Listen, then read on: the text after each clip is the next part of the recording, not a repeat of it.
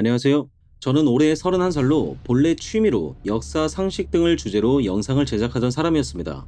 본업이 바빠지면서 영상 활동을 잠시 중단했었는데요. 최근 윤석열 대통령의 계엄령 선포 이후 온 국민들의 관심이 정치 쪽으로 쏠리게 되면서 저 또한 바쁜 와중에도 정치에 계속 관심을 두고 있었는데 오늘 차근차근 계엄령이 일어나게 된 진짜 이유에 대해 얘기해볼까 합니다. 아무래도 정치적인 성향이 비춰질 수 있는 사건인지라 100% 객관적으로 다룰 자신이 없어 주관적인 견해가 많이 들어가는 영상이니 마음에 안 드시면 뒤로 가기 해주시면 되겠습니다. 12월 3일 윤석열 대통령은 비상계엄을 선포했습니다. 저는 비상계엄 선포 이후 그 배경에 대해 찾아봤죠. 특히 역사를 좋아하는 저로서는 역사적으로 어떠한 큰 사건이 일어났을 땐 항상 이유가 존재했었기 때문에 왜 라는 것이 저에겐 가장 중요했거든요. 도대체 왜 비상계엄을 선포하게 된 것인지 찾아본 거죠. 알고 계시겠지만 대한민국은 2024년 4월 10일에 22대 총선을 치렀습니다. 두 번의 총선 결과에 따라 정치판은 여소야대 전국이 형성되었었는데요. 22대 총선에서 야당이 192석을 차지했죠. 문제는 야당이 압도적인 의석수를 차지하게 되면서 야당에서 탄핵에 관련하여 말도 안 되는 영향력을 끼칠 수 있게 됩니다. 대통령의 탄핵소추안은 국회의원 총수 300명 중 3분의 2인 200명 이상이 찬성을 해야 가결되는 것과 달리 검사나 감사원장 같은 법률이 정한 공직자에 대한 탄핵안은 국회 제적위원 중 과반수인 151명 이상만이 찬성을 해도 탄핵안이 가결됩니다. 문제는 탄핵안이 가결된 공직자의 경우 그 탄핵안이 나중에 헌법재판소에서 인용이 되든 기각이 되든 여부에 상관없이 탄핵안이 가결된 순간부터는 즉시 직무정지 상태가 된다는 것이죠. 한마디로 일을 할 수 있는 권한들이 전부 사라지게 되는 것입니다. 윤석열 정권의 집권 이후 야당은 지금까지 총 29건에 해당하는 공직자들에 대한 탄핵소추안을 발의 혹은 가결시켰고 윤석열 정권의 인사들 대부분이 직무정지가 되는 상태에 이르게 됩니다. 특히 가장 문제였던 건 대통령 권한대행까지 탄핵시켜버린 사건인데요. 사실 전 세계 어디에서도 현직 대통령에 대한 탄핵소추안 발의는 보기 드문 사건입니다. 근데 그 탄핵소추안이 가결되고 국무총리가 권한대행을 맡았는데 그 권한대행인 국무총리마저 탄핵소추안이 발의되고 가결되는 건 아마 대한민국 헌정사상 최초를 넘어 전 세계 최초이지 않을까 싶습니다. 윤석열 정부 출범 이후 약 2년 반이란 기간 동안 발의된 탄핵안이 77년이라는 대한민국 헌정사에서 전체 발의된 탄핵안 중 60%를 차지합니다. 그럼 도대체 민주당은 왜 헌정사 최초로 이렇게 많은 탄핵을 발의하고 가결시킨 걸까요? 현재까지 민주당의 행보를 지켜보면 이재명 단 한 명을 방탄하기 위해서 외에는 이유가 없다고 생각이 듭니다. 이재명을 수사하는 검사들이 무더기 탄핵소추되었고 심지어 이 탄핵소추안들은 기본 요건도 제대로 충족되지 않았었습니다. 그래서 결국 헌재에서 전부 기각당했죠. 하지만 문제는 민주당의 눈엣가시인 공직자들을 전부 장기간 직무정지시킴으로써 오로지 이재명 방탄과 당의 이익만을 위해 탄핵소추를 남발해온 것입니다.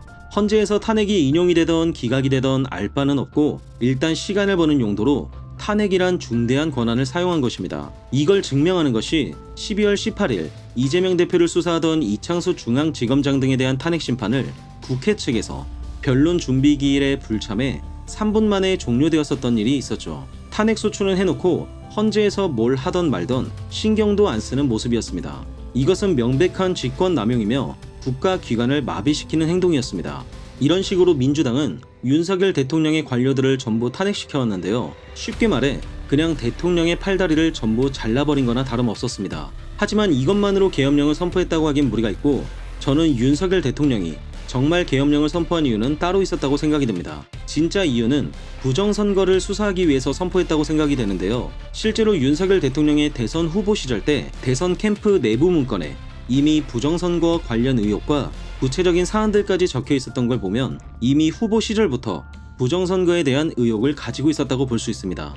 그렇다면 도대체 왜 부정선거를 수사하기 위해 계엄령을 선포했는가를 알아보면 우선 우리나라에 있는 선거관리위원회는 헌법기관으로서 대법관이 선관위장을 겸직하고 있습니다. 문제는 선관위를 압수수색하기 위해선 영장을 발부해야 되는데 대법관이 이를 절대 허용해 줄 리가 없죠. 전부 기각해버리는 것입니다. 쉽게 말해서 너의 기관을 털 건데 영장 좀 발부해줘 이건데요. 대법관 입장에선 이 영장을 발부해줄 필요도 발부해줄 일도 없는 것입니다. 선관위는 오래전부터 어떠한 기관도 건들 수 없는 성역이었습니다. 유일하게 선관위를 조사할 수 있는 감사원장마저 민주당이 탄핵시켜버리면서 현재는 완전한 성역 그 자체가 되었죠. 건들면 탄핵시켜버린다 이겁니다. 그리고 압수수색 영장을 발부해줄 리도 없지만 만약에 하늘이 두 쪽이 나서 영장을 발부해준다고 쳐도 대법관이 곧 선관위장인 이 상황에서 증거를 그대로 보존시켜둘 일도 없습니다. 선관위가 정말 떳떳하다면 이럴 이유가 없는데도 선관위에 대한 조사와 감사를 전부 막아내고 있습니다. 하지만 이러한 선관위도 압수수색을 할 수 있는 예외적인 상황이 하나 있었으니 그것이 바로 계엄령입니다. 계엄령을 선포하게 되면 계엄군이 영장 없이도 압수수색을 할 수 있습니다.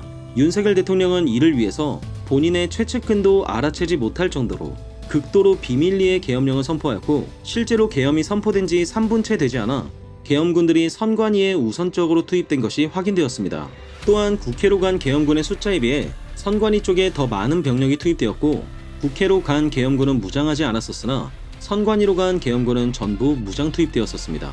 민주당은 윤석열 대통령이 국회를 장악하기 위해서 계엄령을 선포했기 때문에 내란죄라고 주장하지만 이는 실제 사실과는 굉장히 거리감이 있는 얘기입니다. 국회를 정말 장악하려 했다면 국회 쪽에 무장된 병력을 더 많이 투입시켜 국회의원이 국회로 들어가지 못하도록 철저히 막았을 것입니다. 하지만 국회 쪽 계엄군은 계엄이 선포된 후 1시간이나 늦고 제대로 임무 수행도 하지 않은 모습도 보여줬었고 실제로 국회의원이 신분증을 제출하자 국회로 입장할 수 있게까지 해줬습니다.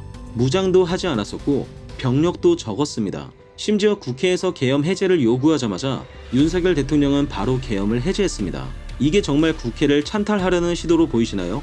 우리나라에서 만든 전자개표기를 수출한 나라 곳곳에서 부정선거가 밝혀지고 있습니다. 트럼프도 지난 미국 대선 때 부정선거가 일어났다고 주장했었죠. 과연 이 모든 것이 정말 우연이라고 생각이 드십니까? 윤석열 대통령을 향해서 극우 유튜브 음모론에 빠졌다는 언론사들도 많았었는데요. 그럼 미국 대통령인 트럼프도 부정선거가 일어났던 해외 국가 수장들도 전부 K극우 유튜브에 빠진 음모론자들입니까? 명심하셔야 할 것이 있습니다. 야당과 좌편향된 언론사들이 윤석열 대통령을 멍청하고 술에 미친 사람으로 프레임을 씌웠지만 윤석열 대통령은 26년 경력의 베테랑 검사이며 대한민국의 검찰총장까지 올라갔던 사람입니다.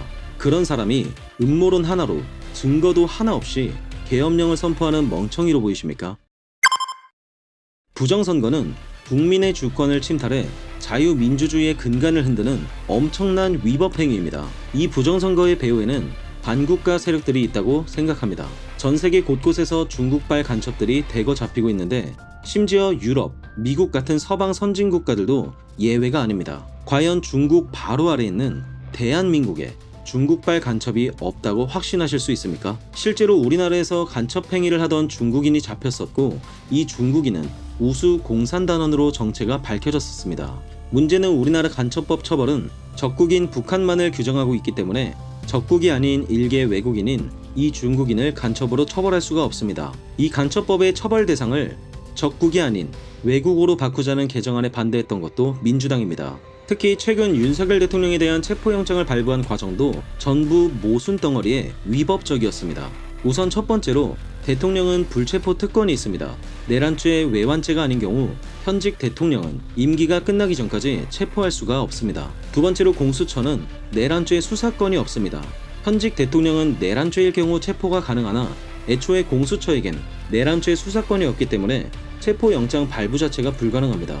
공수처가 직권남용죄도 포함되어 있다 주장하지만 앞서 말씀드린 대로 현직 대통령은 불체포 특권이 있어 직권남용죄로는 체포가 불가능하죠. 이미 말도 안 되는 모순과 위법이 난무하지만 여기에 더한 것이 있었습니다. 바로 체포영장 자체에도 문제가 있었다는 건데요.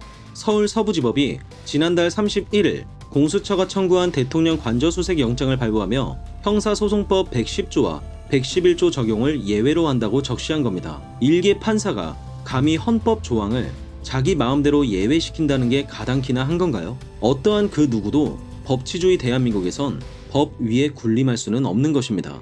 이건 명백히 위법적인 체포영장을 발부한 겁니다. 그리고 공수처는 원래 관할 법원인 중앙지법에 영장 발부를 청구해야 하지만 중앙지법에서 체포영장 발부가 불가능할 게 뻔하니 좌파 판사가 많은 서부지법에 체포영장을 청구한 것도 웃긴 일입니다. 심지어 이제 와서는 민주당이 내란죄를 빼겠다고 합니다. 내란죄는 뚜렷한 목적성이 있었다는 것이 확실치 않은 이상 그 범죄 행위를 입증시키기가 굉장히 까다롭기 때문에 탄핵을 시키지 못할 것 같으니 이제 와서야 빼겠다고 하는 겁니다. 분명 대통령 권한대행이었던 한덕수 국무총리를 탄핵시킬 때 내란 동조죄로 탄핵소추안을 발의하고 가결시켰습니다.